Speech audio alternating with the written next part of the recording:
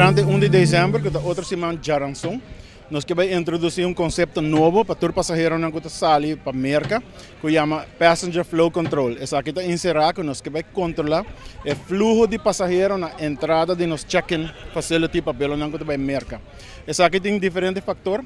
De não está que nós estamos crescimento de passageiro não depois do período de Covid, o passageiro não começa a subir back. Dus o volume está alto dentro do terminal. De dois está que nós temos construction going on, mas nós estamos atrás que não caminho com o terminal de check-in abrir tique mais cortico, que menos gente para Biden. E de três está, com o luna passada, minha mesa forma parte de uma delegação de Aruba que vai Washington, que nós está negociando com a autoridade americana de pre-clearance e não também pedimos cooperação para ter positive control sobre a quantidade de passageiros que está dentro para dentro.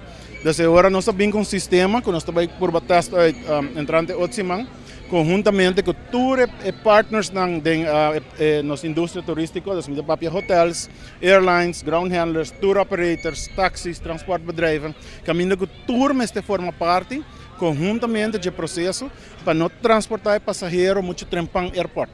No passado, nós temos que todo passageiro também 4, 5, 6 horas tempo no aeroporto, que você não está check-out, tempo, não está bem no aeroporto, você não tem caminho para baixo. Então, se está assim com um passageiro que deriva velo 6 horas tarde, está check-in 10 horas, junto com um passageiro que deriva velo de 2 horas. Então, naturalmente, o passageiro que deriva velo de 2 horas está para trás em rei e está perto do velo. Então, a consequência de isso é que nós que por regular o fluxo é para garantizar que toda gente chega no tempo, ongeveer 3 horas para o meu velo, e não está passando o processo mais fácil.